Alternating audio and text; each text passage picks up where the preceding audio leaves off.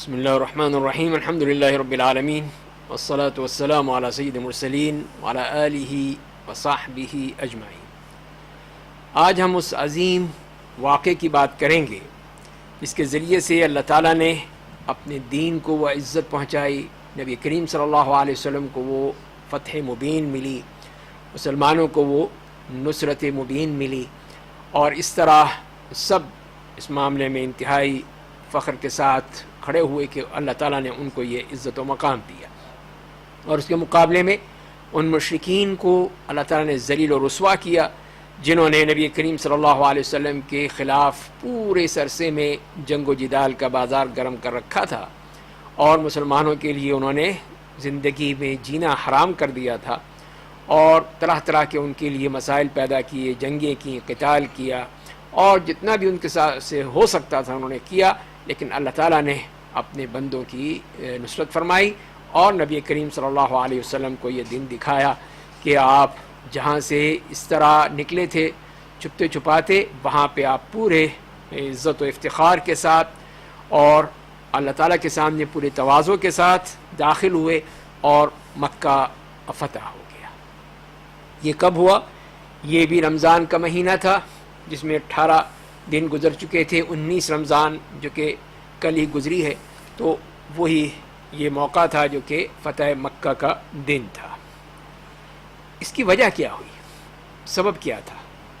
تو اس میں سبب جیسے کہ اہل سیر نے ذکر کیا ہے اپنی اپنی کتابوں میں کہ ایک بنی بکر اور بنی خزاعہ کا آپس میں پہلے ہی سے ایک جھگڑا چلا آ رہا تھا، اور وہ یہ تھا کہ بنی بکر نے بنی خزاعہ پہ حملہ کیا تھا، اور وہ ایک جگہ الوتیر ہے، تو وہاں پر وہ مارا، ایک بندے کو مار دیا انہوں نے، وہاں پہ انہوں نے ان کے لیے مورچہ بندی کی، اور جب وہ گزرے تو وہاں سے ان کو مار دیا۔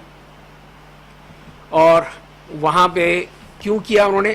وہ اس وجہ سے کہ ان کا ایک شخص تھا بنی حضرمی کا، تو اس کو کہا جاتا تھا مالک ابن عباد، تو وہ تجارت کے لیے نکلا ہے، جب وہ خزاعہ کے علاقے سے گزرا تو انہوں نے اس پر حملہ کیا، اس کو قتل کر دیا اور اس کا سارا مال چھین لیا۔ تو بنو بکر نے بھی پھر اسی طرح کیا کہ بنی خزاعہ کا کوئی شخص اس طرح گزرا تو اس کو مار دیا، اور اسی طرح یہ چیزیں بڑھتی رہیں حتیٰ کہ وہاں پہ عرفات کے مقام پر وہاں پر بھی انہوں نے نہیں چھوڑا، وہاں پہ بھی ان کو مار ڈالا۔ اب اس کے بعد یہ تو سب جاہلیت کا دور، آپ وسلم کی بعثت سے پہلے کے مسائل تھے، لیکن آپس میں ان دونوں قبیلوں کی یہ جنگ چل رہی تھی، اور اس طرح کا آپس میں قتال اور جنگ کا مسئلہ جاری تھا۔ اب جب مسلمان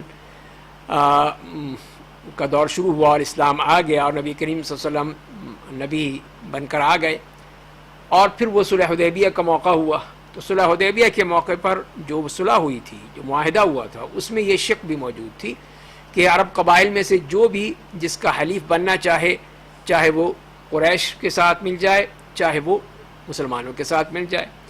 تو اسی کو دیکھتے ہوئے پھر ان قبائل نے دیکھا کہ ظاہر ہے کہ ہمیں کوئی نہ کوئی ایسا مضبوط سہارا چاہیے جو ہماری حفاظت کر سکے، تو بنو بکر جو تھے وہ قریش کے ساتھ مل گئے، ان کے حلیف بن گئے، اور بنی خزاعہ جو تھے وہ نبی کریم صلی اللہ علیہ وسلم کے ساتھ مل گئے اور ان کے حلیف بن گئے۔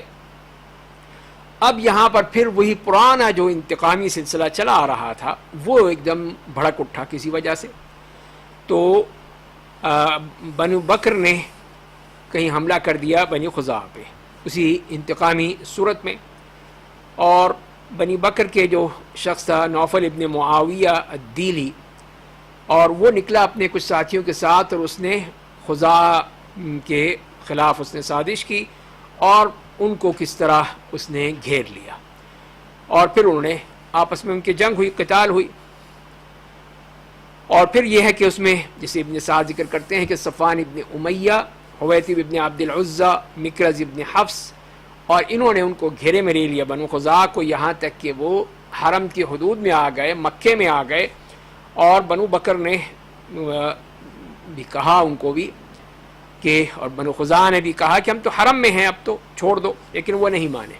یعنی اتنی ضد تھی اور اتنا انتقامی جذبہ تھا کہ خزاعہ جب مکہ میں بھی داخل ہو گئے اور بدیل ابن ورقال خزاعی کے گھر میں گئے، وہاں پہ جا کے انہوں نے پناہ لی، لیکن انہوں نے ان کو کوئی پناہ نہیں دی اور اس طرح ان کو مار دیا.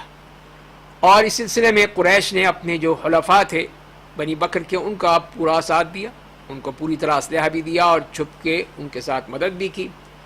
تو وہ لوگ آئے پھر نبی کریم صلی اللہ علیہ وسلم کے پاس مدینے, بنو خزاعہ والے کس طرح ہمارے ساتھ ظلم ہوا ہے. پہلے دوسرے لوگوں کے پاس گئے, انہوں نے کوئی توجہ نہیں دی, کسی نے کوئی ان کا ساتھ نہیں دیا.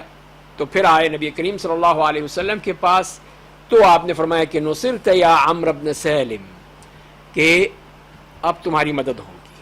مطلب یہ کہ اب تم ہمارے پاس آ گئے ہو اور اب ہم تمہاری ضرور مدد کریں گے.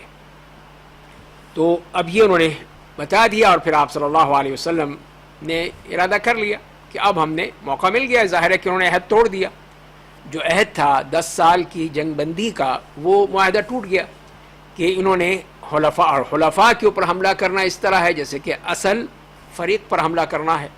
تو جب بنو بکر نے اس طرح بنو خزاعہ پہ حملہ کیا اور پھر انہوں نے بنو بکر کا ساتھ دیا, تو اس طرح وہ معاہدہ ٹوٹ گیا. اب جب انہوں نے سوچا لوگوں نے, تو پھر ان کو خیال آیا کہ یہ تو بہت ہی خطرناک معاملہ ہو گیا, یہ کیا ہوا, یہ ہم نے کیا کیا. اب ان کو اپنی غلطی کا احساس ہو رہا ہے جس کا کوئی فائدہ نہیں ہے. تو ابو سفیان کو جب یہ معلوم ہوا یا اس کو احساس ہوا, تو وہ مدینہ بھاگا بھاگا آیا کہ کسی طرح میں اب اس کو اپنی صلح کی تجدید کر لوں, اس معاہدے کی تجدید کر لوں, اس کو اور آگے بڑھا دوں. اور پھر وہ آ کر اپنی بیٹی حضرت ام حبیبہ رضی اللہ تعالیٰ عنہ ام المومنین کے پاس گیا سب سے پہلے تو, اور جب اس نے چاہا کہ آپ کے بستر پر بیٹھے تو انہوں نے جلدی سے وہ بستر لپیٹ دیا. تو وہ ایک دم حیران کہ بیٹی یہ کیا ہے. تو انہوں نے کہا کہ یہ نبی کریم صلی اللہ علیہ وسلم کا بستر ہے اور تم ابھی مشرک ہو, ناپاک ہو, تم کیسے بیٹھ سکتے ہو اس کے اوپر. تو اس نے صرف یہی کہا کہ اب میرے بعد جو ہے تم لوگوں پہ جو ہے بہت بڑا شر آ چکا ہے. وہی اپنی جو ذہنیت تھی. اور پھر وہ آئے رسول اللہ صلی اللہ علیہ وسلم کے پاس, آپ سے بات کی, آپ نے کوئی جواب نہیں دیا. حضرت ابو بکر کے پاس گیا, ان سے بات کی, انہوں نے بھی کہا کہ نہیں میں کچھ نہیں کر سکتا. اور پھر حضرت عمر بن خطاب رضی اللہ تعالیٰ عنہ کے پاس گئے کہ آپ ہی کوئی سفارش کریں. تو انہوں نے وہ بہت زیادہ ہی اس معاملے میں سخت تھے, اس دشمنی میں. انہوں نے کہا اگر مجھے تم سے مقابلہ کرنے کے لیے اگر چیونٹیوں سے بھی مدد لینی پڑی تو میں اس کے لیے بھی تیار ہوں اور تم سے جنگ کروں گا, میں تمہیں نہیں چھوڑوں گا. تو وہاں پہ بھی بہت سخت جواب ملا. اس کے بعد پھر حضرت علی کے پاس آیا, حضرت فاطمہ بھی تھیں وہاں پر, حسن ان کے بیٹے, وہ بچے وہاں کھیل رہے تھے. تو انہوں نے کہا کہ علی اب ہمیں ضرورت پڑی ہے تمہاری اور اس مشکل وقت میں, تو میں چاہتا ہوں کہ تم میری مدد کرو, مجھے اس طرح خالی ہاتھ مت لوٹا دینا, میری سفارش کر دو, نبی کریم صلی اللہ علیہ وسلم کے پاس سفارش کر دو. تو انہوں نے کہا کہ اے ابو سفیان یہ تو ممکن نہیں ہے, تباہی و بربادی ہو تیرے لیے کہ اب یہاں تو میں, یہ ایسا معاملہ ہے میں بات نہیں کر سکتا, اس میں کچھ نہیں کہہ سکتا, یہ تو نبی کریم صلی اللہ علیہ وسلم کا فیصلہ ہے, جو بھی فیصلہ کریں. حضرت فاطمہ سے کہا کہ تم ہی کہو, اور پھر دیکھو یہ تمہارا بیٹا انشاءاللہ کتنا اونچی شان کا ہوگا. اور پھر اس نے ایک طرح سے منتیں اور باتیں کرنی شروع کر دیں. تو آخر انہوں نے یہی کہا کہ ابو الحسن بتاؤ میں کیا کروں. پھر حضرت علی کو کہا تو مجھے کوئی نصیحت کرو, مجھے بتاؤ, کوئی راستہ بتاؤ. تو انہوں نے کہا یہی ہے, مجھے تو یہ سمجھ میں آتا ہے کہ تم یہ مسجد میں کھڑے ہو کر کہہ دو کہ میں نے اس طرح پناہ دی ہے اور میں اس معاہدے کو برقرار رکھتا ہوں, اس طرح کی بات کہہ دو, ٹھیک ہے جو سننا چاہے سن لے گا. اور پھر اس نے یہی کیا کہ اگلے دن فجر کی نماز کے بعد کھڑے ہو کر کہا کہ میں نے اس طرح معاہدہ ہمارا جو ہوا تھا میں اس کو جاری رکھنا چاہتا ہوں اور برقرار رکھنا چاہتا ہوں. اور اس طرح کر کے وہ سیدھا مکے واپس آ گیا. وہاں جا کے لوگوں نے پوچھا بھائی کیا کیا تم نے, تو اس نے بتایا سارا کہ میں نے محمد صلی اللہ علیہ وسلم سے بات کرنے کی کوشش کی, انہوں نے کوئی جواب نہیں دیا. ابو بکر سے بات کرنے کی کوشش کی, کچھ نہیں ملا. عمر بن خطاب سے بات کی تو وہ تو سخت دشمن ہے. پھر حضرت علی آئے, ان کے ہاں کچھ نرم گوشہ تھا, لیکن انہوں نے بھی کوئی مدد نہیں کی سوائے یہ کہا کہ تم اس طرح اعلان کر دو اور جاؤ. خیر انہوں نے کہا کہ بس تمہارا کام ختم ہو گیا, اب کوئی مسئلہ یعنی اب اس کے علاوہ کوئی حل ہی نہیں ہے, اب کیا کریں. اور ادھر رسول اللہ صلی اللہ علیہ وسلم نے پھر تیاری کا حکم دے دیا. اور جیسے آپ کا طریقہ تھا, آپ نہیں بتاتے تھے کہ کہاں جانا ہے, بلکہ آپ اس کو خفیہ رکھتے تھے. اس لیے کسی میں تو حکمت ہوتی ہے، ایک فوجی حکمران کے لیے یا فوجی قائد کے لیے، کمانڈر کے لیے، کہ وہ اپنی تمام جتنی بھی اس کی موومنٹس ہے تو اس کو انتہائی خفیہ رکھے تاکہ دشمن کو کوئی اطلاع نہ مل سکے. تو آپ نے حضرت عائشہ رضی اللہ تعالیٰ عنہ سے کہا کہ وہ تیاری کریں. آپ نے کچھ بتایا نہیں، وہ کر رہی تھیں. تو حضرت ابوبکر آئے، انہوں نے بھی دیکھا، پوچھا کیا ہے، ان کا اس طرح کہا ہے مجھے. کہا بتایا نہیں کہاں جانا ہے، کہا نہیں کچھ نہیں بتایا. تو وہ بھی خاموش ہو گئے پھر. اور پھر نبی کریم صلی اللہ علیہ وسلم نے اللہ تعالیٰ سے بھی دعا کی کہ جو بھی قریش کے اس معاملے میں جاسوس ہیں یا اس کی طرف سے کسی قسم کا جاسوسی کا ہے تو اے اللہ اس کو تو خود ہی اٹھا لے، خود ہی نمٹ لے، تاکہ ہم وہاں پہ اچانک حملہ کریں لوگوں پر اور مکے پہنچ جائیں. تو وہیں پر ایک واقعہ یہ ہوا کہ ایک صحابی تھے حاطب ابن ابی بلتع رضی اللہ تعالیٰ عنہ. انہوں نے ایک خط بھیجا، قریش کو خط لکھا اور بتایا کہ نبی کریم صلی اللہ علیہ وسلم جو ہے وہ مکہ کی طرف آنا چاہتے ہیں، یعنی مکے کا رخ کر رہے ہیں. تو کس طرح معلوم ہوا؟ بس ایک اندازہ لگا لیا انہوں نے کہ اب یہ ابو سفیان کا آنا، اور جیسے کہ لوگ اس طرح آج کل بھی وہ مختلف قسم کی خبروں کو جمع کر کے کوئی نہ کوئی اس کا نتیجہ نکال لیتے ہیں، اسی طرح انہوں نے یہ کیا. اور ایک عورت کو تیار کیا، اس کو پیسے دیے کہ تم میرا یہ خط لے جاؤ اور جا کے قریش کو دے دو. تو اس عورت نے پھر وہی خط لیا اور اپنے بالوں میں چھپا کر وہ چلی گئی. تو نبی کریم صلی اللہ علیہ وسلم کو اللہ تعالیٰ نے اس کی اطلاع دے دی کہ حاطب نے یہ کام کیا ہے. تو آپ نے حضرت علی، حضرت زبیر رضوان اللہ تعالیٰ علیہم ان کو بھیجا، اور بعض روایت میں آتا ہے کہ ان کے ساتھ کیا بتا دیا کہ فلاں جگہ پہ وہ عورت جا رہی ہے، اس کو دیکھو، اس کے پاس ایک خط ہے، وہ لے کر آؤ. تو یہ وہاں پہنچے تو دیکھا کہ واقعی اسی طرح ایک خاتون جا رہی تھی. انہوں نے اس کو اتار لیا اس کے اونٹ سے اور کہا کہ لاؤ وہ خط کہاں نکالو اسے. تو کہیں میرے پاس تو کچھ نہیں ہے. تو انہوں نے کہا کہ نہیں یہ نہیں ہو سکتا، یہ ہمیں نبی کریم صلی اللہ علیہ وسلم نے بتایا ہے، وہ غلط نہیں کہہ سکتے. تو یا تو نکالو دے دو، ورنہ پھر ہم سختی کریں گے، ہم پھر پوری تلاشی لیں گے، تمہیں بالکل ہی برہنہ کر سکتے ہیں ہم. تو جب دیکھا کہ یہ تو چھوڑیں گے نہیں، تو اس نے پھر اپنے بالوں میں سے نکال کے وہ خط دیا. تو لے کر آئے، پھر نبی کریم صلی اللہ علیہ وسلم کے پاس بلایا حاطب کو، یہ کیا ہے، یہ تم نے کیا کیا؟ تو انہوں نے کہا کہ یا رسول اللہ جلدی مت کیجیے میرے بارے میں اللہ اور اس کے رسول پہ ایمان رکھنے والا ہوں، میں کوئی منافق نہیں ہوں، نہ میں مرتد ہوا ہوں، نہ میں کوئی تبدیلی کی ہے. بات دراصل یہ ہے کہ میں بھی مکے میں تھا، تو میرا تعلق براہ راست قریش سے نہیں تھا، بلکہ میں تو باہر سے آیا تھا، وہیں پر رہ سہ کے وہاں پہ ہو گیا. اب وہاں پر میرے خاندان کے لوگ ہیں، میرے رشتہ دار ہیں. تو لیکن ہمارا کوئی ایسا معاملہ نہیں ہے کہ اگر کوئی مسئلہ ہو تو ہماری کوئی حمایت کر سکے، ہمارا دفاع کر سکے، ہمارے رشتہ داروں کی حمایت کر سکے. تو اسی لیے میں نے چاہا کہ قریش پر میں ایک احسان کر دوں کہ وہ پھر میرے ان رشتہ داروں کا خیال رکھیں گے. تو اس لیے میں نے کیا تھا. تو عمر بن خطاب رضی اللہ تعالیٰ عنہ تو کھڑے ہو گئے تلوار لے کے کہ یا رسول اللہ مجھے اجازت دیجیے میں اس منافق کی گردن اتار دوں. تو آپ نے فرمایا کہ نہیں، ایسی بات نہیں ہے، یہ بدر میں شریک ہوئے ہیں، اور تمہیں عمر کیا معلوم کہ اللہ تعالیٰ نے اہل بدر کو اچھی طرح جان لیا ہے، سمجھ لیا ہے. ان کے بارے میں یہ کہہ دیا کہ اعملوا ما شئتم، تم جو چاہو کرو، میں نے تمہارے سارے گناہ معاف کر دیے. تو حضرت عمر کی آنکھوں میں آنسو آ گئے کہ ٹھیک ہے، اللہ اور اس کے رسول بہتر جانتے ہیں، میں کیا کہہ سکتا ہوں. اور اس کے بعد پھر نبی کریم صلی اللہ علیہ وسلم مدینہ سے نکلے، اور اس حالت میں کہ روزے سے تھے اپنے، اور لوگ بھی سب روزے تھے. تو یہاں تک کہ قدید کے مقام پر، جسے قدید بھی کہا جاتا ہے، وہاں پہنچے تو وہاں آپ نے روزہ کھول دیا. یعنی ابھی وقت نہیں ہوا تھا لیکن سفر تھی، تو سفر میں روزہ رکھنے اور کھولنے کی یا روزہ نہ رکھنے کی اجازت ہے. تو آپ نے پھر وہ روزہ اپنا وہاں پہ ختم کر دیا. تو یہاں تک کہ ایک مکے سے باہر جگہ ہے مر الظہران، وہاں پہ آپ وہ اترے. تو آپ کے ساتھ 10,000 لوگ تھے، اور آپ نے جو اللہ تعالیٰ سے دعا کی تھی کہ اللہ قریش کو نہ پتہ چلے، اور یہی ہوا کہ قریش کو بالکل نہیں پتہ چلا. ان کو معلوم ہی نہیں ہوا کہ آپ اپنے سفر پہ چل پڑے ہیں اور آپ مکے کی طرف آ رہے ہیں. اور وہ اسی میں بس تھے کہ اب کیا ہونے والا ہے، اسی انتظار میں تھے کہ اب یہ اتنا معاملہ ہو چکا ہے، وہ بکر اور خزاع والا، پھر ابو سفیان کا جانا اور وہاں پہ کسی کا کوئی اس کے ساتھ تعاون نہ کرنا، تو یہ بڑا مسئلہ تھا. تو اسی لیے پھر وہ سب پریشان تھے. اتنے میں حضرت عباس رضی اللہ تعالیٰ عنہ جو اس وقت تک مسلمان نہیں ہوتے، وہ بھی مسلمان ہو گئے، اپنے اہل و عیال کے ساتھ جو ہے وہ مدینہ آ رہے تھے، اور جحفہ کے مقام پہ بھی ملاقات ہوئی.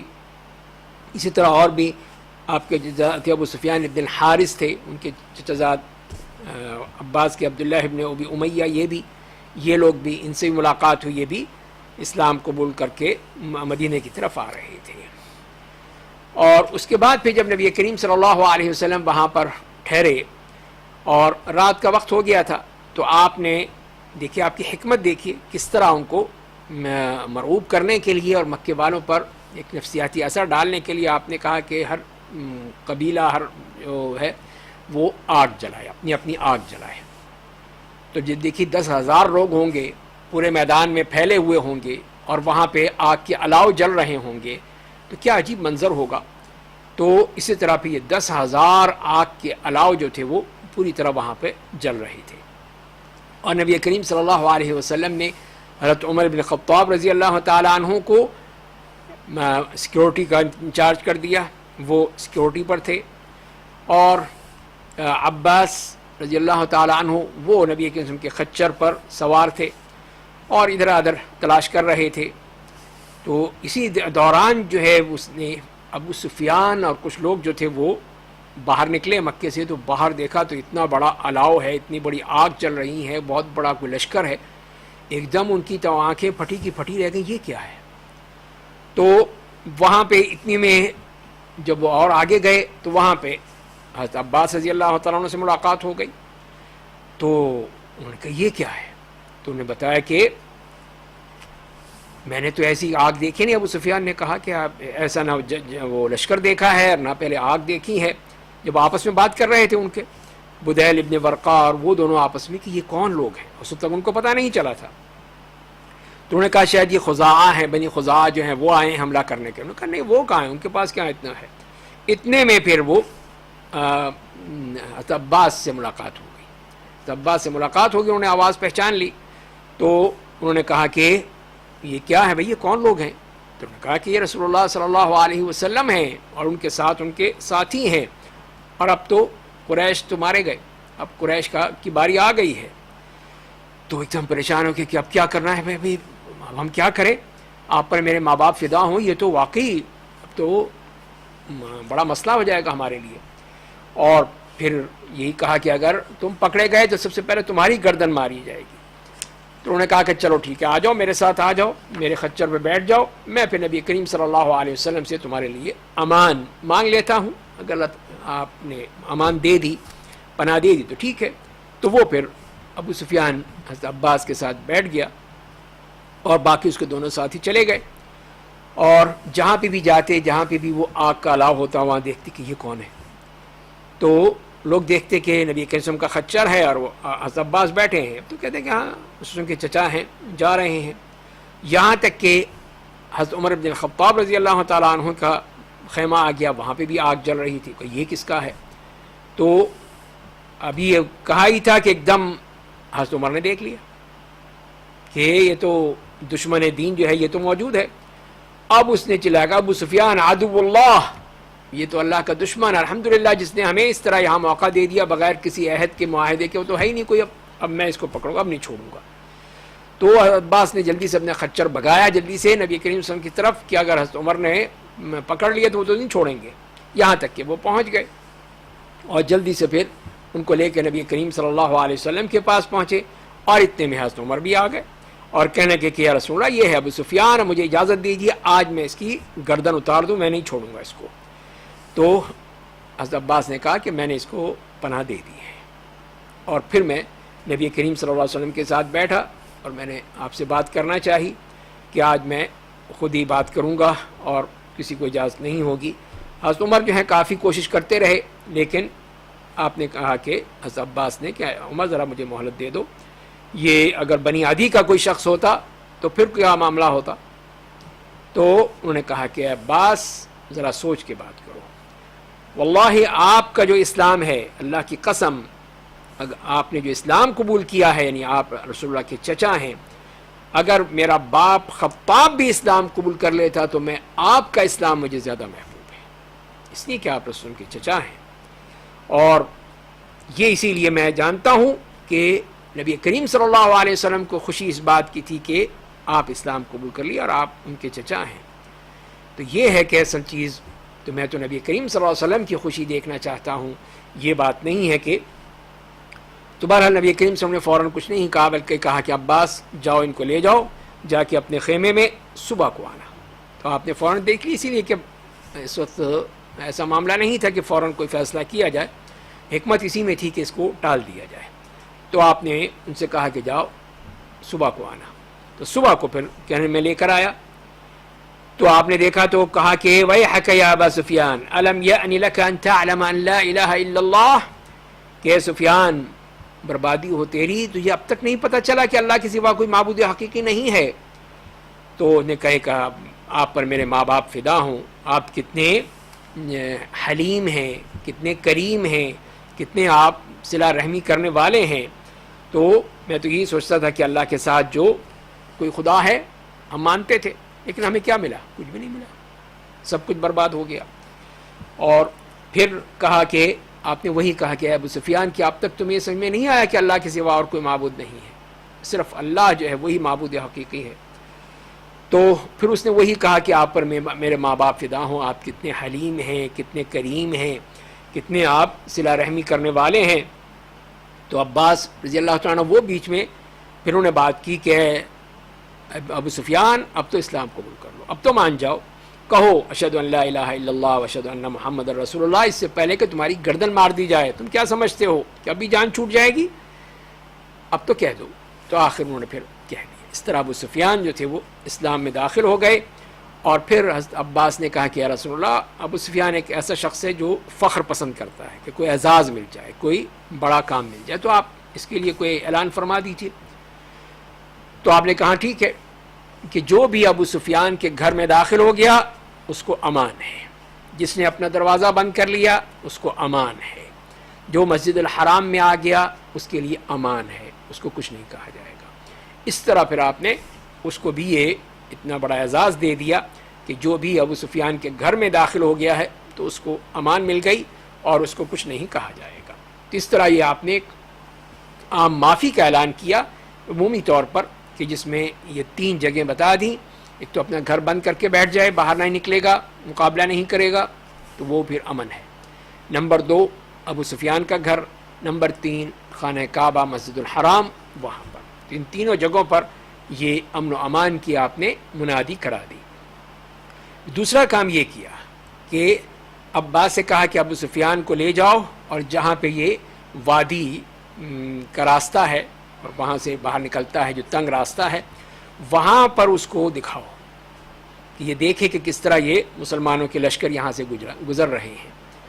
اور پھر وہ وہاں پہ دیکھ کے جو بھی قبیلہ گزرتا تھا اپنے جھنڈے سمیت وہاں سے، تو ابو سفیان یہی کہ یہ عباس یہ کون ہے، عباس یہ کون ہے؟ وہ بتاتے کہ بنی سلیم ہیں، کوئی میرا اس سے کوئی تعلق نہیں، یہ فلاں ہے، مزینہ ہے، میرا کوئی معاملہ نہیں۔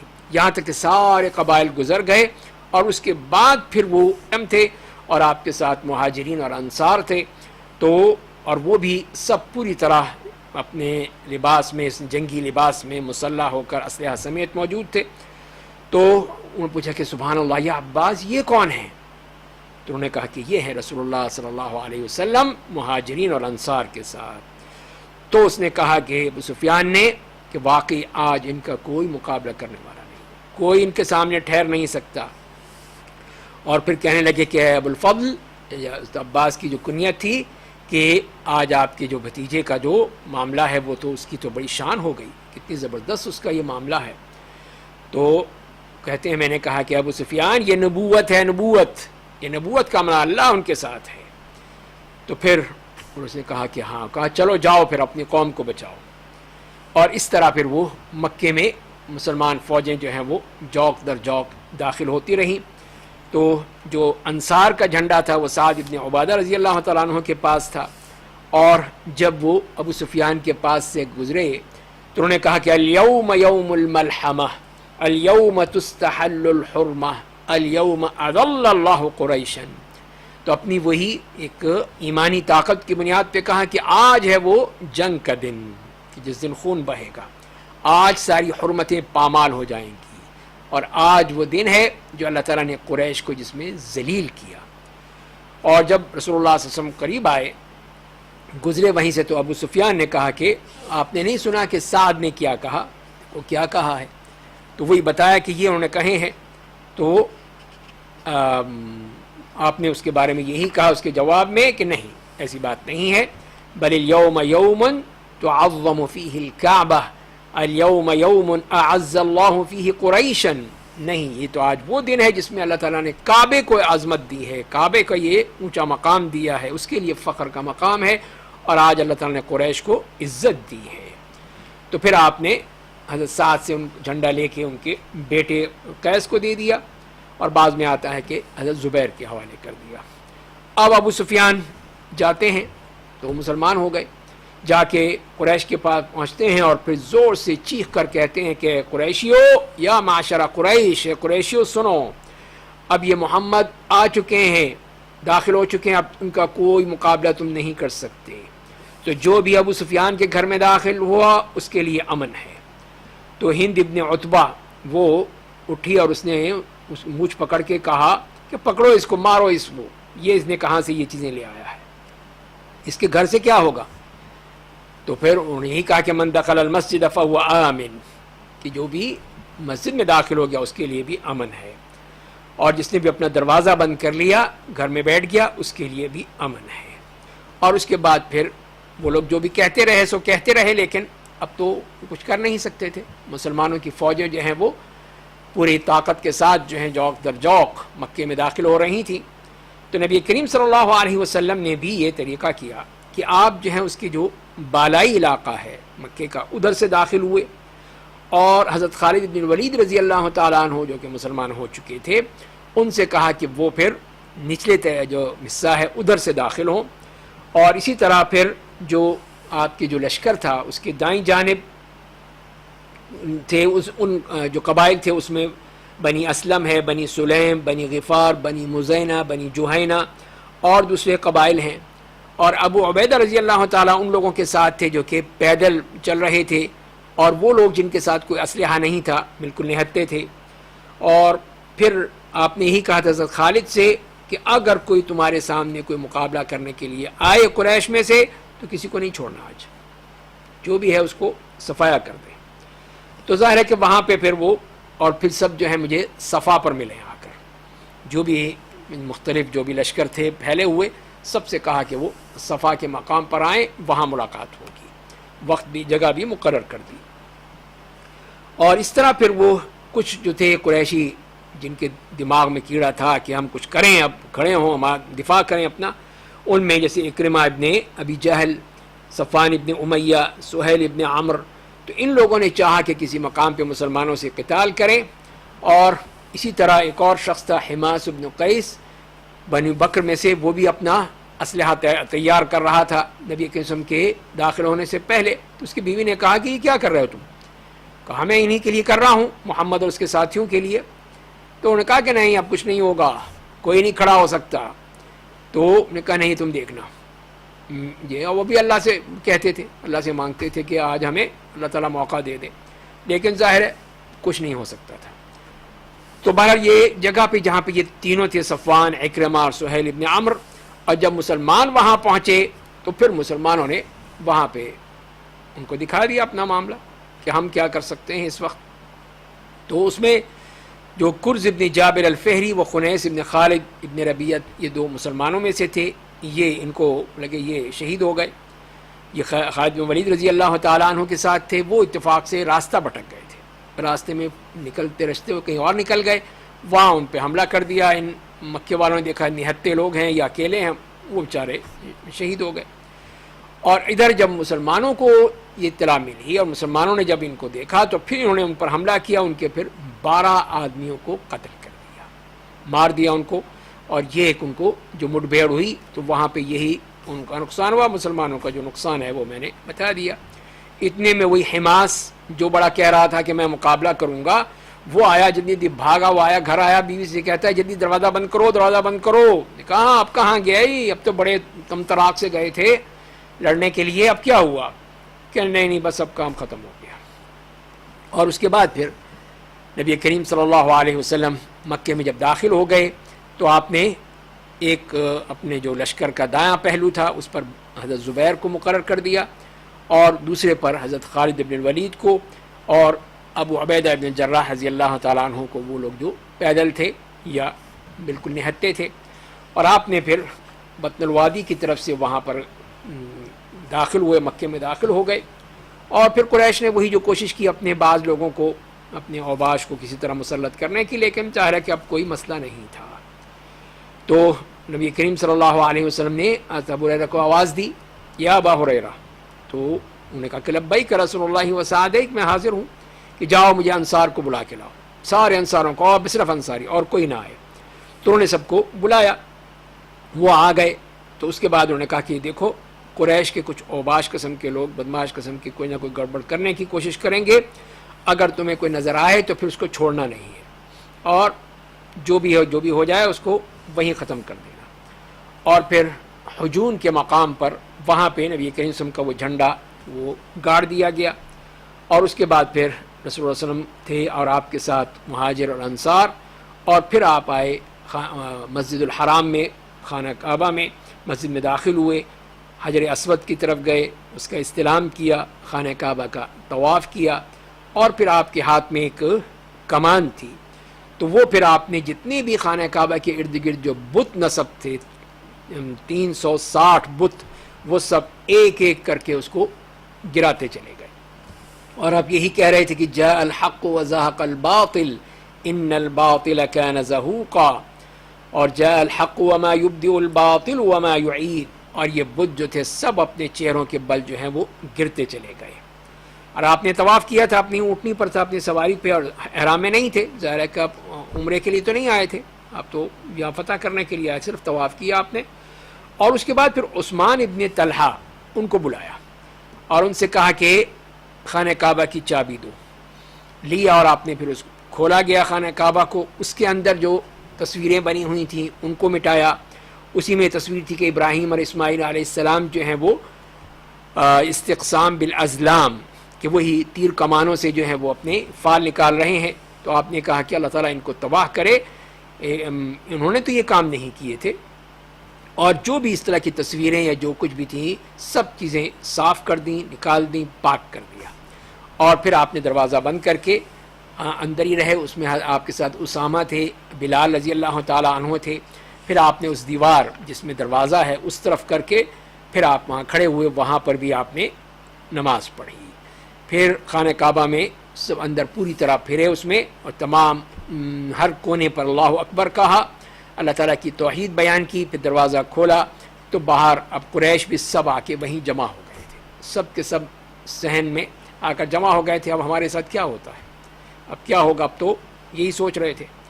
تو آپ نے پھر وہ اس دروازے میں کھڑے ہو کر اس کی چوکھٹ کو پکڑ کے کہا، اور سب نیچے کھڑے ہوئے تھے، ظاہر ہے کہ دروازہ اونچا ہے، کہ لا الہ الا اللہ وحدہ لا شریک لہ صدق وعدہ ونصر عبدہ وہزم الاحزاب وحدہ الا كل مأثرة او مال او دم فهو تحت قدمي هاتين الا سدانة البيت وسقاية الحاج الا وقدت الخطأ شبه العمد الصوت والعصا ففيه الدية مغلظة 100 من الإبل 40 منها في بطونها أولادها يا معشر قريش إن الله قد أذهب عنكم نخوة الجاهلية وتعظمها بالآباء الناس من آدم وآدم من تراب۔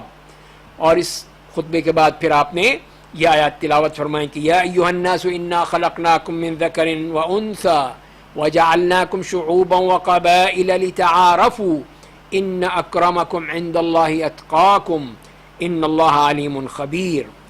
تو اس خطبے میں آپ نے جو وہاں پہ ارشاد فرمایا کہ اللہ وحدہ لا شریک لہ کے ساتھ کوئی معبود نہیں ہے، وہی معبود حقیقی ہے، اس نے اپنا وعدہ سچ کر دکھایا، اپنے بندے کی مدد فرمائی، اور اکیلے اس نے تمام لشکروں کو شکست دے دی، اور اب ہر قسم کی جو چیزیں پہلے تھیں، مال ہے یا خون ہے، سب میرے قدموں تلے. مطلب یہ کہ اب سب ختم ہو گیا، اب جاہلیت کی باتیں ختم ہو گئیں، اور سوائے یہ ہے کہ خانہ کعبہ کی جو خدمت ہے اور حجاج کو جو پانی پلانا ہے یہ اب باقی رہے گا.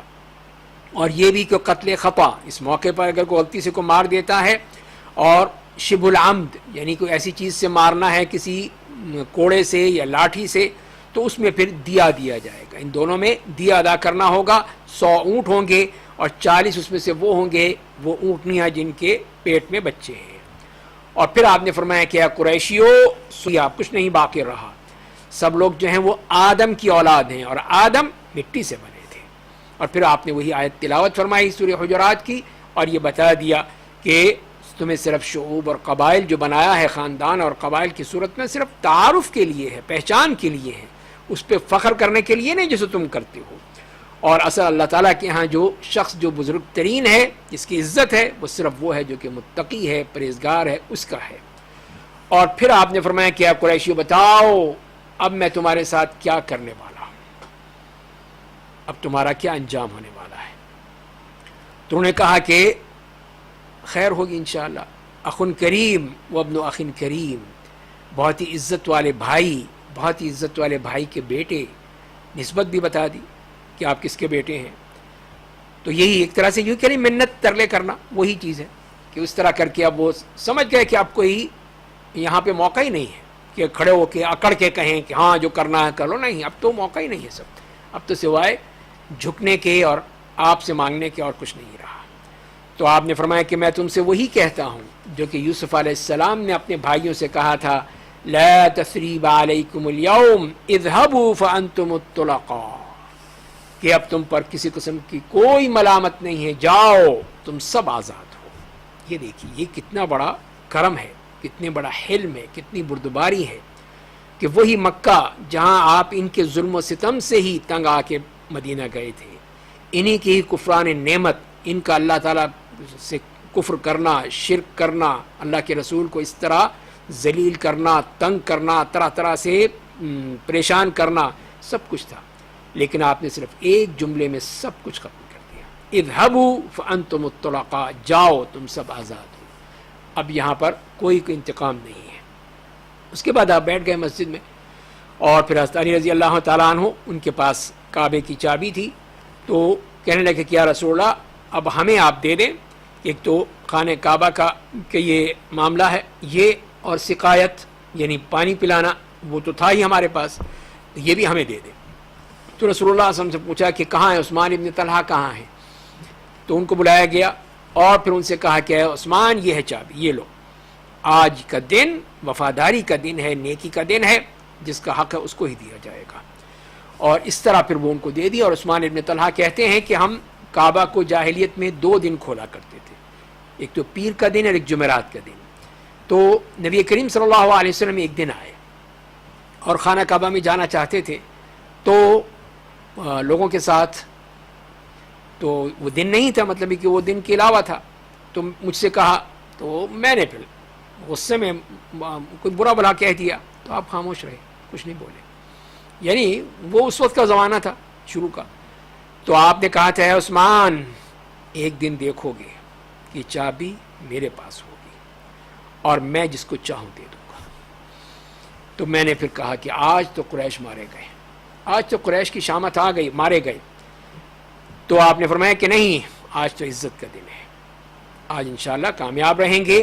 اور پھر کعبے میں داخل ہو گئے. اور پھر جو میں نے کہا تھا اس کے بعد پھر آپ نے مجھے بلایا اور کہا کہ یہ جب چابی لے لی آپ نے اور مجھ سے منگوائی تھی اور کہا تھے اب یہ لے لو، اب یہ ہمیشہ ہمیشہ کے پاس تمہارے پاس رہے گی، تم سے صرف وہ ظالم ہی ہوگا جو تم سے یہ چابی چھینے گا. اور اے عثمان اللہ تعالیٰ نے تمہیں اپنے گھر کا یہ مقام دیا ہے، تو جو بھی یہاں پر آئے اس کے ساتھ اچھا سلوک کرنا، اس طرح مت کرنا. یعنی وہی آپ اس کو یاد دلا رہے تھے کہ تم نے میرے ساتھ کیا سلوک کیا تھا، تو لہذا پھر اچھا سلوک کرنا. تو پھر میں جانے لگا، آپ نے پھر مجھے آواز دی، تو آپ نے کہا کہ سمجھ گئے جو میں نے تم سے کہا تھا، اور وہ یاد ہے تمہیں کہ جو تم نے مجھے کہا تھا، مکہ میں ہجرت سے پہلے. تو میں نے کہا کہ جی ہاں. آج میں گواہی دیتا ہوں کہ آپ اللہ کے رسول ہیں۔ واقع اب ان کو سمجھ میں آئی کہ یہ سب کچھ جو ہیں اللہ کے رسول ہیں اور اللہ کے رسول کی اللہ تعالیٰ کی مدد ہے۔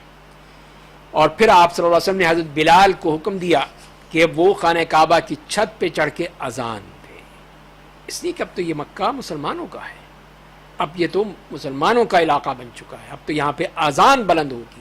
اب یہاں پہ وہ سارے جو بھی ان کو بلال کو بھی جو تکلیفیں دیا کرتے تھے، بلال کو بھی ذلیل کیا کرتے تھے، وہ بھی دیکھ رہے ہیں کہ بلال کو کیا مقام ملا ہے، کس طرح خانہ کعبہ کی چھت پہ کھڑے ہو کر اب وہ اذان دے رہا ہے۔ تو عزت ملی تو کس سے ملی؟ دین سے ملی، اسلام سے ملی۔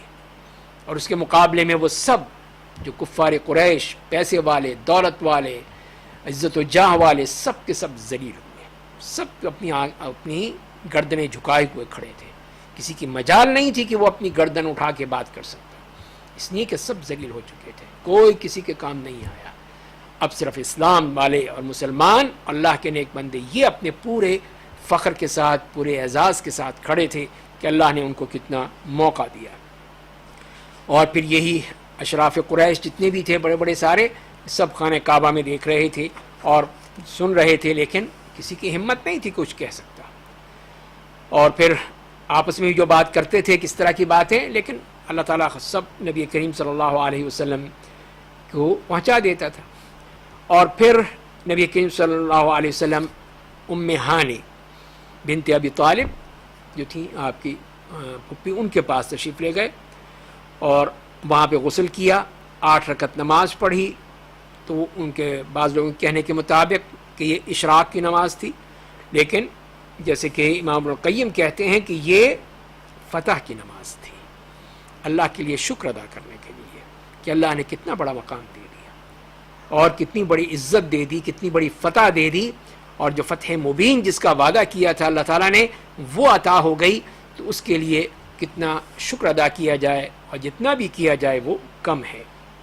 تو اس طرح پھر کہتی ہوں میں ہانی کہ میں نے بھی، میرے کچھ سسرالی رشتہ دار تھے، ان کی بھی میں نے آپ سے اجازت لے کے ان کو بھی پناہ دلوائی۔ اب جب کہ فتح کا یہ سلسلہ مکمل ہو گیا اور مکہ پوری طرح جو ہے وہ مسلمانوں کے قبضے میں آ گیا، نبی کریم صلی اللہ علیہ وسلم کا وہاں پہ پوری طرح اقتدار قائم ہو گیا، تو آپ نے تمام لوگوں کو جو امان دی تھی سوائے 9 افراد کے۔ 9 وہ لوگ تھے جنہوں نے اس طرح دشمنی کی تھی، اپنے کفر میں بہت ہی پکے تھے، تو ان کے بارے میں صاف اعلان ہو چکا تھا کہ اگر ان لوگوں کو تم خانہ کعبہ کے پردوں سے بھی لپٹے ہوئے دیکھو تب بھی مت چھوڑنا، ان کو قتل کر دینا، یہ اس قابل نہیں۔ یہ کون تھے؟ اس میں تھا عبداللہ ابن سعد ابن ابی سرح، اکرمہ ابن ابی جہل، عبداللہ عزہ ابن خطل، حارث ابن نفیل ابن وحل، مقیس ابن صبابہ، حبار ابن الاسود، اور ابن خطل کی 2 لونڈیاں تھیں، گانے گاتی تھیں، طرح طرح کی باتیں کرتی تھیں، خاص طور پہ نبی کریم صلی اللہ علیہ وسلم کی حجوں میں بیان کرتی تھیں۔ اسی طرح بنی عبد المطلب میں سے کسی کی ایک لونڈی تھی، سارا وہ تھی۔ تو یہ 3 عورتیں تھیں، باقی سب یہ مرد تھے۔ تو جہاں تک کہ ابن ابی سرح کا تعلق ہے وہ مسلمان ہو گیا، اور پھر عثمان ابن عفان رضی اللہ تعالیٰ نے اس کو لائے اور نبی کریم صلی اللہ علیہ وسلم سے امان لے لی، اور پھر آپ نے کہا ٹھیک ہے، اس سے پہلے کہ کوئی اس کو مار ڈالے اس کے اعمال کی بنا پہ، اس نے اسلام قبول کر لیا، آپ نے معاف کر دیا۔ اس نے ہجرت کی لیکن پھر وہ مرتد ہو گیا اور مکے آ گیا۔ اکرمہ ابن ابی جہل، اس کی بیوی نے نبی کریم صلی اللہ علیہ وسلم سے اجازت مانگی اس کو معاف کر دیں، اس کو امان دے دیں، تو آپ نے کہا ٹھیک ہے، جو بھی امان مانگتا ہے، اور اس نے ایمان قبول کر لیا۔ پھر وہ واپس آ گیا اکرمہ، اور آ کے اسلام قبول کر کے، اور پھر وہ مسلمانوں کے ہاں بہت بڑے فوجی لیڈر بنے، کمانڈر بنے۔ جہاں تک ابن خطل ہے، حارث، مقیس، اور ان دونوں جو لونڈیاں جو گانے گاتی تھیں ان میں سے ایک، ان کو تو مار ڈالا گیا، ان سب کو قتل کر دیا گیا۔ مقیس نے اسلام قبول کیا لیکن مرتد ہو گیا، مارا گیا، اور پھر مشرکین سے جا کے مل گیا۔ حبار ابن الاسود، یہ وہی شخص ہے، وہی وقت ہے جس نے حضرت زینب بنت رسول اللہ صلی اللہ علیہ وسلم جب وہ ہجرت کے لیے آ رہی تھیں تو اس نے پھر ان کو تنگ کیا تھا، یہاں تک کہ وہ اپنے اونٹ سے گر پڑیں، اور پھر ان کے جو بچہ ہے وہ بھی ضائع ہو گیا ان کے پیٹ میں، تو اسے وہ بھاگ گیا، لیکن بعد میں آ کر پھر اس نے اسلام قبول کر لیا تھا۔ اور جہاں تک کہ وہ سارا کا معاملہ تھا، وہ لونڈی اور ایک لونڈی جو رہ گئی تھی باقی بچ گئی تھی، ان کو آپ نے امان دے دی، دونوں مسلمان ہو گئے۔ اور پھر اگلے دن، پھر فتح مکہ کے اگلے دن نبی کریم صلی اللہ علیہ وسلم نے وہاں پر خطبہ ارشاد فرمایا تاکہ آپ لوگوں کو بتائیں کہ اب ہماری پالیسی کیا ہے اور ہم کیا چاہتے ہیں۔ تو آپ نے حمد و ثنا بیان کرنے کے بعد اللہ تعالیٰ کی اس کے بعد یہ فرمایا کہ یا ایھا الناس ان اللہ حرم مکۃ یوم خلق السماوات والارض فہی حرام بحرمۃ اللہ الی یوم القیامہ، کہ اے لوگو، اللہ تعالیٰ نے مکہ کو اس وقت ہی حرام قرار دے دیا تھا جب آسمان اور زمین کو پیدا کیا تھا، تو یہ حرام ہے اللہ تعالیٰ کی حرمت سے قیامت تک کے لیے، یعنی اس میں کوئی جنگ و جدال نہیں ہو سکتا۔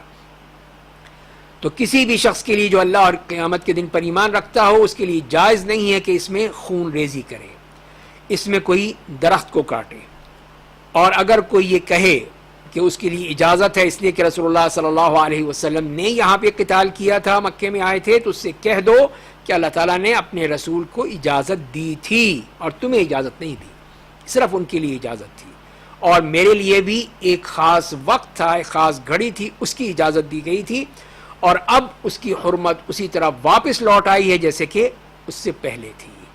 تو لہذا آپ کو یہ نہ سمجھے کہ اب وہ جو چاہے کر لے، تو جو بھی حاضر ہیں وہ غائب کو بتا دے۔ اس طرح پھر نبی کریم صلی اللہ علیہ وسلم نے اس غلط فہمی کو بھی دور کر دیا کہ کوئی یہ نہ سمجھے کہ اب یہاں پہ جو چاہیں کر لیں گے، اب ہم قتل کر سکتے ہیں چاہے وہ مسلمان ہو یا کافر ہو، اب یہ مکہ اسی طرح حرام ہو گیا ہے، اسی طرح حرمت والا ہو گیا جیسے کہ اس سے پہلے تھا۔ اب جب کہ مکہ فتح ہو گیا، اللہ تعالیٰ نے آپ کو دے دیا، آپ کا ہی یہ شہر تھا، آپ کا ہی یہ جائے پیدائش تھی، اور اب انصار یہ سوچنے لگے کہ اب کیا نبی کریم صلی اللہ علیہ وسلم کو جب اللہ تعالیٰ نے اتنا بڑا مقام دے دیا، ان کا وطن آزاد ہو گیا، ان کا شہر ان کو مل گیا، تو کیا اب آپ یہاں پر اقامت فرمائیں گے، یہاں پہ رہائش کریں گے، مدینہ چھوڑ دیں گے؟ تو آپ اس وقت صفا کے مقام پہ تھے، دعا کر رہے تھے، تو یہ لوگ آئے، تو انہوں نے کہا کہ بتایا کہ یہ معاملہ ہے، ہم یہ سوچ رہے ہیں۔ تو آپ نے فرمایا کہ معاذ اللہ المحیا محیاکم والممات مماتکم، کہ یہ کیسے ہو سکتا ہے؟ یہ نہیں ہو سکتا، زندگی موت تو اب تمہارے ساتھ ہے، موت تو تمہارے ساتھ ہے۔ اس طرح نبی کے سامنے نے بات بالکل ختم کر دی کہ یہ نہیں ہو سکتا کہ اب میں مکے میں آ گیا ہوں تو مکے میں رہوں گا، تمہیں چھوڑ دوں گا، نہیں، میں پھر جاؤں گا۔ اسی طرح ہم دیکھتے ہیں کہ اسی واقعے میں کہ فضالہ ابن عمیر ابن الملوح، اس نے چاہا کہ نبی کے سامنے جب طواف کر رہے ہیں تو قریب جا کے کسی طرح آپ پر حملہ کر دیں، اس نے یہ سوچا۔ تو جب آپ کے قریب آیا، آپ نے فرمایا کہ فضالہ، تو اس نے کہا کہ جی میں فضالہ ہوں رسول اللہ۔ تو کیا سوچ رہے تھے تم؟ ذرا بتاؤ تو صحیح۔ کہ نہیں ایسی کوئی بات نہیں تھی، میں تو اللہ کا ذکر کر رہا تھا۔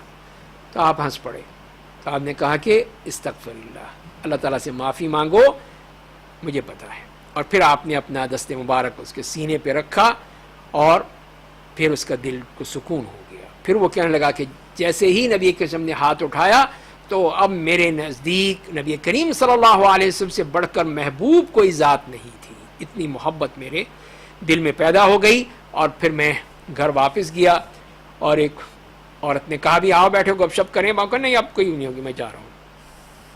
اور جہاں تک کہ اور جو انہی لوگوں میں صفوان ابن امیہ، اکرمہ ابن ابی جہل کا معاملہ ہے، تو صفوان کے لیے تو عمیر ابن وہب الجمحی رضی اللہ تعالیٰ عنہ نے رسول اللہ صلی اللہ علیہ وسلم سے کہا کہ اس کو امان دے دے، تو آپ نے کہا ٹھیک ہے میں امان دیتا ہوں، اپنا امامہ دے دیا کہ امامہ لے کر وہ مکے میں داخل ہو۔ تو وہ جب گیا اس کے پیچھے ہی عمیر ابن وہب اس کو گئے دیکھنے کے لیے کہ وہ کہاں ہے، تو وہ بھاگنے کی تیاری میں تھا سمندر میں کشتی میں سوار ہونے کے لیے۔ تو کہا کہ تمہیں تو میں نے امان دلوا دی ہے، تم واپس آ جاؤ۔ کہا کہ نہیں مجھے 2 مہینے کی مدت دو۔ کہ نہیں 2 مہینے 4 مہینے لے لو، لیکن اب تمہارے لیے امان ہے۔ اسی طرح اکرمہ ابن ابی جہل کا معاملہ ہے، اس کی بیوی تھی ام حکیم بنت الحارث ابن ہشام، وہ اسلام قبول کر لیا تھا اس عورت نے۔ تو اس نے بھی نبی کریم صلی اللہ علیہ وسلم سے امان مانگی اپنے شوہر کے لیے، اور وہ اکرمہ وہاں سے بھاگ چکا تھا، تو وہ پھر گئی اس کے پیچھے پیچھے یمن گئی اور اس کو بتایا اور اس کو لے کر آئی، اور پھر نبی کریم صلی اللہ علیہ وسلم نے اس کو امان دے دی، اسلام قبول کر لیا، اور پھر ان دونوں کو ہی ان کے دونوں جو پچھلا نکاح تھا اسی پر ہی ان کو اجازت دے دی۔ اور پھر آپ نے تمیم ابن اسید الخزاعی رضی اللہ تعالیٰ عنہ سے کہا کہ جتنے بھی حرم کے جو سنگ میل ہیں، جو باقاعدہ پلرز بنے ہوئے تھے، آج کل بھی ہیں، اس وقت ہوں گے اپنے اس انداز سے، ان کی تجدید کرو، ان کو پھر دوبارہ نصب کرو اور ٹھیک کرو، تاکہ لوگوں کو معلوم ہو کہ یہ حرم کی حدود ہے، تاکہ پھر حرم میں اسی طرح حرمت واپس آ جائے جیسے پہلے تھی، اور جاہلیت کے جو معاملات ہیں سب وہ ختم ہو جائیں۔ تیسرا کام جو تھا وہ یہ تھا کہ اب جزیرہ عرب کو پاک کرنا ہے بتوں سے۔ اس بت پرستی کا تو خاتمہ ہو گیا، اب وہاں پہ کوئی بھی مشرک نہیں آئے گا، لیکن اب ان بتوں کا بھی تو خاتمہ کرنا ہے۔ تو پھر آپ نے وہ جو خانہ کعبہ کے ارد گرد تھے وہ تو سب آپ نے خود اپنے دست مبارک سے ان سب کا صفایا کر دیا، سب ختم کر دیا۔ اب وہاں پہ یہ لات، عزا اور منات، یہ تین مختلف جگہوں پر تھے جزیرہ عرب میں۔ تو پھر آپ نے یہ سب پہلے تو اعلان کر دیا مکہ میں بھی کہ جو بھی اللہ پر اور قیامت کے دن پر ایمان رکھتا ہے، اپنے گھر میں کوئی بھی بت ہو تو اس کو توڑ دے، اب بت نہیں رکھ سکتا کوئی بھی۔ اور پھر آپ نے خالد بن ولید رضی اللہ تعالیٰ عنہ کو عزا کی طرف بھیجا، تو رمضان کے مہینے میں 5 دن باقی تھے، تو ان کو بھیجا کہ جائیں۔ وہ 30 صحابہ کرام کے ساتھ گئے اور جا کے وہاں پہ اس بت کو ڈھا دیا۔ جب واپس آئے تو آپ نے فرمایا کہ تم نے کچھ دیکھا وہاں پر؟ کہا کہ نہیں۔ نے کہا جاؤ، پھر جاؤ، ابھی ایک فتنہ باقی ہے وہاں پر۔ وہاں گئے اسی غصے میں کہ یہ کیا ہوا، میں تو ختم کر کے گیا تھا۔ تو وہاں پر ایک بوڑھی عورت جو تھی، ننگی کالی سیال نے بالوں کو پھیلے ہوئے، وہ پھر رہی تھی۔ تو اور وہ جو وہاں کے اس کے مجاور تھے وہ چیخ رہے تھے، تو پھر سمجھ گئے کہ یہ ہے اصل فتنہ۔ تو پھر حضرت خالد بن ولید نے ان کے 2 ٹکڑے کیے اور ان سب کو ختم کیا۔ تو آپ نے کہا کہ ہاں یہ تھی عزا جس کو تم نے چھوڑ دیا تھا، اور اب یہ لوگ، ان کی عبادت اب یہاں نہیں ہو سکتی۔ اور اسی طرح عمرو بن عاص رضی اللہ تعالیٰ عنہ کو سواع کی طرف بھیجا، جو کہ حذیل کا بت تھا، اس کو انہوں نے ہدم کیا، ختم کیا۔ اور وہاں جو مجاور تھا وہ پوچھنے لگا کہ ہاں کیا کرنے آئے ہو؟ کہا میں اس کو ختم کرنے آیا ہوں، مجھے رسول اللہ نے حکم دیا کہ نہیں تم نہیں کر سکتے۔ کیوں نہیں کر سکتا؟ اس لیے کہ بس یہ حفاظت کرے گا۔ کہا کہ تم نہیں جانتے، ابھی دیکھنا، یہ نہ کوئی سن سکتا ہے، نہ سمجھ سکتا ہے، نہ دیکھ سکتا ہے۔ اور پھر میں نے قریب گیا اور اس کو ٹکڑے ٹکڑے کر دیا۔ اور پھر ساتھیوں نے بھی، جو اس کے ساتھ ہی اس کا گھر تھا یہاں پہ جو عبادت وغیرہ کیا کرتے تھے، تو وہ سب کا سب تباہ کر دیے گئے، توڑ دیے گئے، کچھ نہیں ملا وہاں سے، اور اس کو ختم کر دیا گیا۔ اور پھر اس سے پوچھا ہاں بھائی کیا ہوا، کچھ ہوا؟ کہا نہیں کچھ نہیں ہوا، میں بھی مسلمان ہوتا ہوں، اور اس نے بھی اسلام قبول کر لیا۔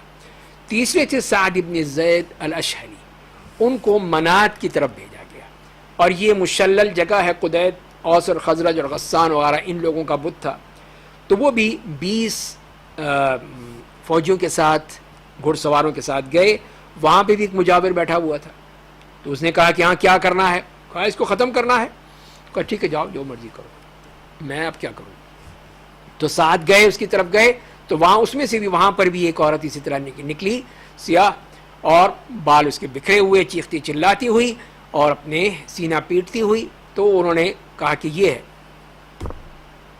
تو سعد نے فوراً اپنی تلوار سے اس کا خاتمہ کیا، اور پھر اس بت کی طرف آئے اور بت کا بھی ڈھا دیا، ختم کر دیا، کوئی چیز نہیں چھوڑی۔ اور پھر اس کے جو بلڈنگ تھی، خزانے تھے، ان کو بھی دیکھا، وہاں سے بھی کچھ نہیں ملا۔ اور اس طرح پھر یہ بت پرستی کا بھی خاتمہ ہو گیا، اور پورا جزیرہ عرب اب مسلمانوں کے قبضے میں تھا، مسلمانوں کی حکومت تھی، مسلمانوں کا اقتدار تھا۔ اور اسی لیے پھر یہ اب اسلام وہاں پہ، اور یہ بت پرستی کا بھی خاتمہ ہوا، اور بت فروشوں کا بھی اور عبادت کرنے والوں کا بھی اب صرف اور صرف جھنڈا رہے گا، تو وہ لا الہ الا اللہ محمد رسول اللہ کا جھنڈا رہے گا قیامت تک کے لیے۔ اور آپ نے کہہ دیا کہ یہاں پہ کوئی 2 دین جمع نہیں ہوں گے، یہاں پہ ایک ہی دین رہے گا، وہ اسلام ہے۔ تو وہ لوگ جو کوشش کر رہے ہیں کہ وہاں پہ عیسائیت کو بھی اجازت دے دیں، ہندوؤں کو بھی اجازت دے دیں، اور سکھوں کو بھی، اور سب کو، وہ لوگ برا حشر کر رہے ہیں، وہ بہت برے مارے جائیں گے، بہت برا حشر ہوگا ان کو، کہ جو کہ جزیرہ عرب میں اس قسم کی چیزیں لا رہے ہیں۔ اللہ تعالی ہمیں سمجھنے اور عمل کرنے کی توفیق عطا فرمائے، اور نبی کریم صلی اللہ علیہ وسلم کی سیرت کو صحیح معنی میں سمجھنے کی توفیق عطا فرمائے۔ وآخر دعوانا الحمد للہ رب العالمین۔